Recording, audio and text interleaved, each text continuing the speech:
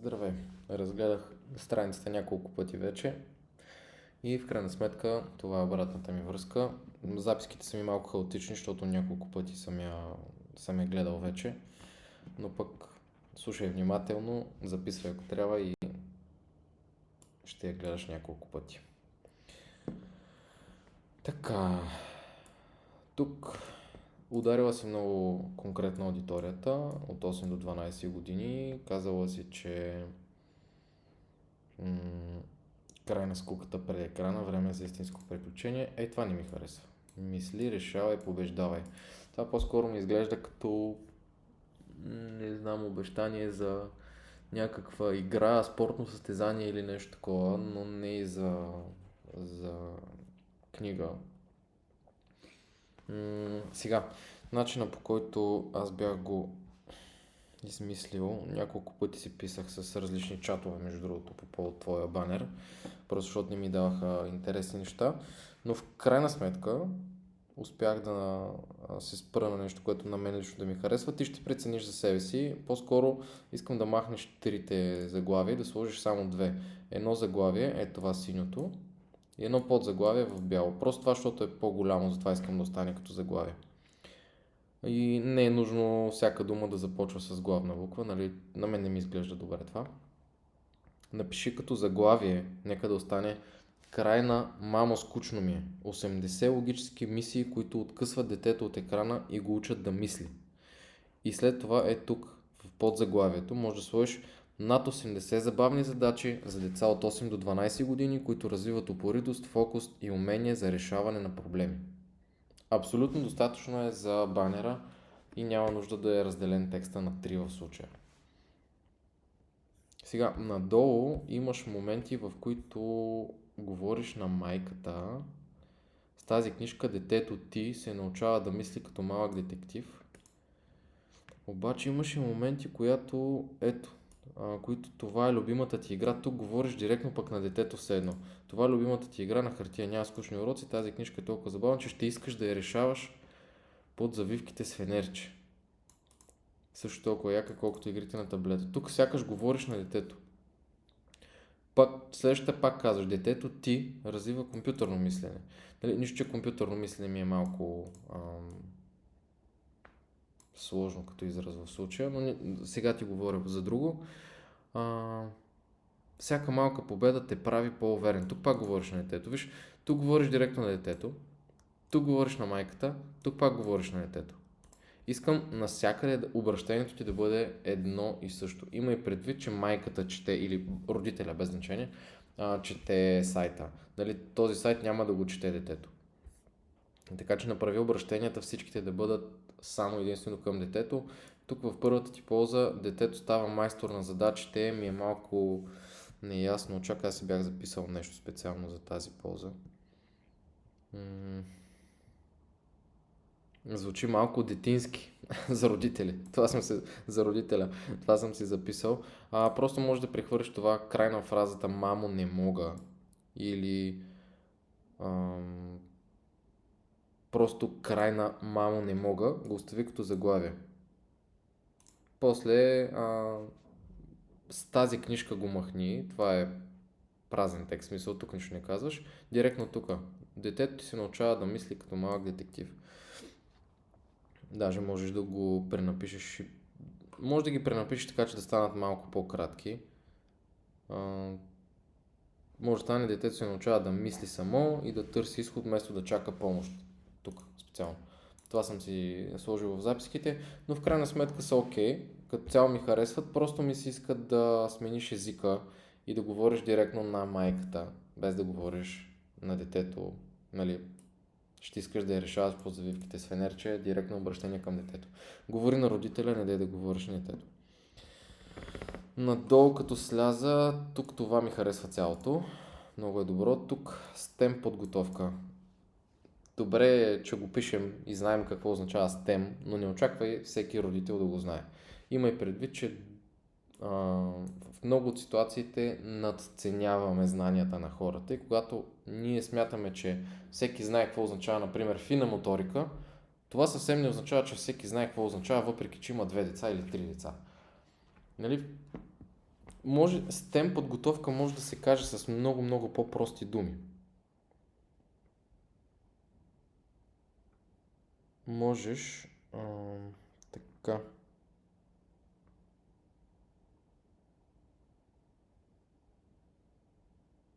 някъде съм си записал, една секунда само да си открия записките. Някъде бях написал как можеш да го замениш. Вместо STEM подготовка може да напишеш логиката, която води до отлични оценки. Тук долу имаш STEM подход, задачи, които развиват логика, наблюдателност, подреждане на идеи, решаване на проблеми, същите умения, които стоят за науката, технологиите, инженерството и математиката. В смисъл, това са сложни изрази. Нали, искам да бъде за трети клас текста, но това не е текст за трети клас и ми се иска малко да го промениш. Специално с тази задълбочена полза си поиграх да я напиша цялата. И отново след няколко борби с Gemini и с ChatGPT стигнах до нещо, което на мен да ми хареса. Като заглавие бих сложил това, което ти казах, логиката, която води до отлични оценки. И надолу бих написал, не е нужно да чакате с месеци, за да видите разликата. С мисия Рестарт детето тренира мозъка си още от първата страница. Задачите развиват точно онази логика и наблюдателност, която му трябва, за да се справя с лекота по математика и точните науки в училище. За него това не е поредният скучен урок, това е игра. Докато се забавлява, то се учи да мисли подредено, да търси връзки и само да стига до верният отговор. Така получава огромно предимство в клас, без изобщо да усеща, че учи. Буквално пренаписах твоето нещо без сложните неща. Така, имах нещо записано и за третата. Третата ти е най-общата от трите. Тук имаш конкретика. Тук имаш конкретика. Става разлика, че тук те 10 минути, това забравих да ти кажа, те 10 минути искам да ги махнеш и не случайно в това, което аз ти прочетох, ги нямаше, защото ги имаш тук. Нали, не може в първата задълбочена полза и втората задълбочена полза 10 минути на ден да се повтарят. Нали, изтъкни го някъде, супер, тук е готово. Знам, че казваш различно нещо с изречението, но повтаряш 10 минути. Но това е много общо. Цялото ми е много общо. Иначе имаше някъде едно изречение, учи го да мисли, да, ето това ми харесва много всъщност в цялото нещо, учи го да мисли като създател, а не просто като потребител, е супер изречение. Обаче цялото нещо ти е пълно с клишета.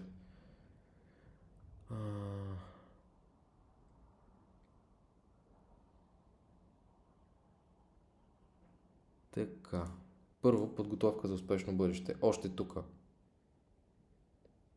Някъде пише тайното оръжие за успех, ако не... Да, ето, тайното оръжие за успех, това е клише.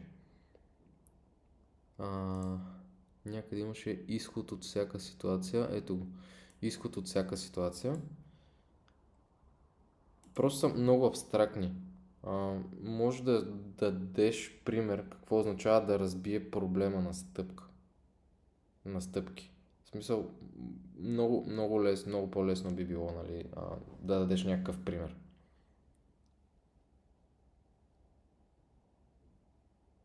Основните промени, които трябва да направиш, това, което ти казах за банера.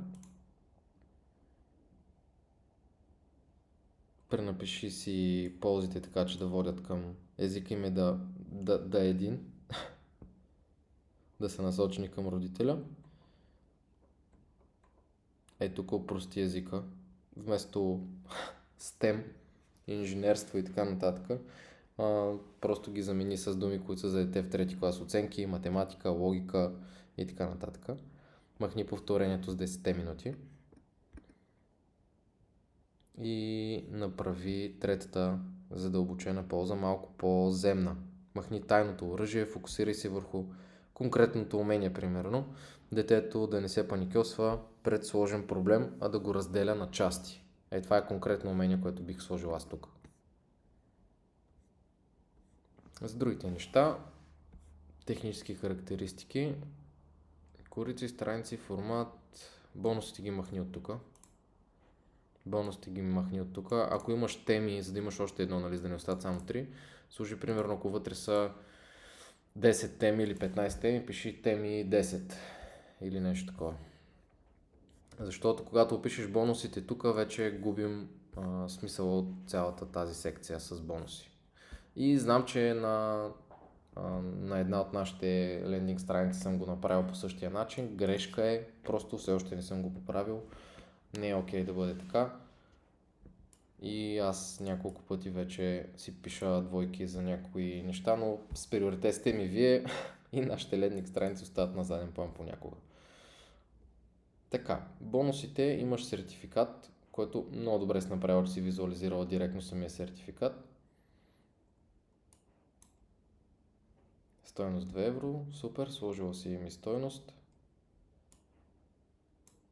Стикер за преминато ниво, стойност 1 евро и молив с гума 5 евро. Сега, ако сбърка, просто изтрира, така детето се учи да мислите, реше. Какъв е този молив за 5 евро? В смисъл, аз ли нещо се бъркам или моливите бяха доста по-евтини преди време? Чакай малко. Молив с гума. Ай, няма да гледам от Тему.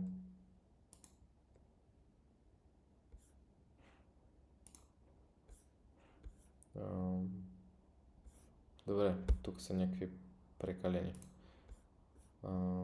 Office One.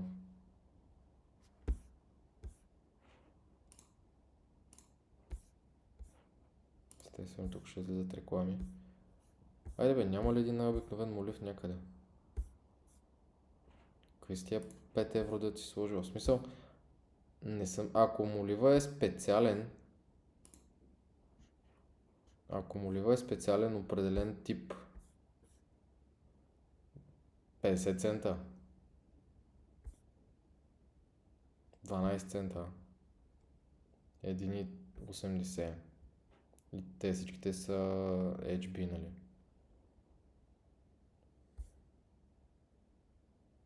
Заличим молив с гума за скицници. 5,30. Това ли си сложил? Ами това си ми изглежда като HB. Макар че и на този май това пише. Не. Нещо друго. Ако е специален, опиши го, че е специален. Защото ако е обикновен молив, хората знаят, че не струва 5 евро. Ако искаш да сложиш, нали, нещо, което може да сложиш на сертификата повече стойност. Сертификата може да е нещо, което да е 3-4 евро, примерно, да не е 2 и молива може да си го ставиш на евро, евро и 50. Стикерите може да им сложиш 2 евро без проблеми. И да, знам, че някъде могат да се намерят и по-евтино, но това са стикери, това е нещо, което варира спрямо качество, вид и производител. Това е твоята цена за тези стикери, а молива е нещо, което всеки знае колко струва. Така, минаваме, имаш съдържание, входна врата, кабелната джунгла, математическо ядро, залата на огледалата, сървърната стая, отговори. Системата е хакната, хакер 0, проби защитата на главния сървър, направи така време да му покажеш, че греши и твоята мисия. Това много ми харесва. Много ми харесва, че си визуализирала буквално една задача от книгата. Ти си избраният екип за спасение. Трябва да преминеш през 5 зони. Пълни с капани, за да рестартираш системата. Ето това е план за атака. Бъди умен. Оглеждай всяка задача внимателно. Хакерът обича да заплита нещата. Бъди упорит. Следвай чат-ботът. Стигни до сървърната стая и разби финалния код и спаси играта. Вземи молива и включи ума си на макс.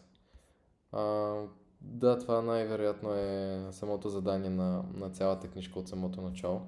Много ми харесва, че си го визуализирала. Като цяло това е нещо, което запалва любопитството. Готино е. Не знам как би изглеждало това за мобилно, обаче да не дойде като нещо в повече.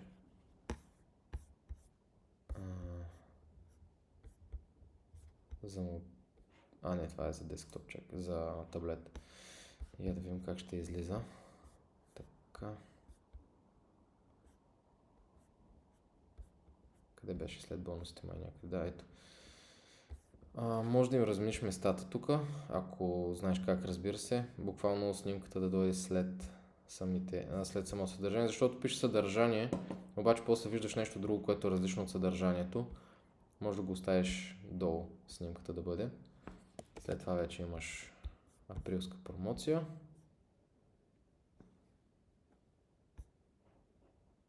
С 20% намаление, 14 евро, да, супер, харесва ми. Искам да видя как стои промотата за мобилно. Добре. Сега искам да наблюдаваш, може би на първия тест, какво ще се случи, и ако хората стигат до тук и тук излизат, махни снимката. Аз в принцип тези снимки ги оставям само за десктоп и ги махам за мобилно, за да може тук като видят цената, веднага да отидат да си попълват имената.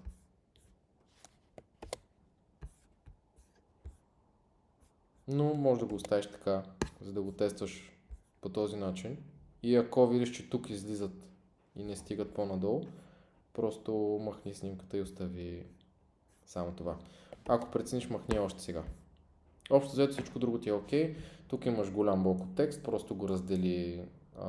Тук служи един Enter, тук служи един Enter, тук служи един Enter, за да стане като 3-4 блока по-малки. Често задаваните въпроси са ти супер. Това е. Успех ти желая!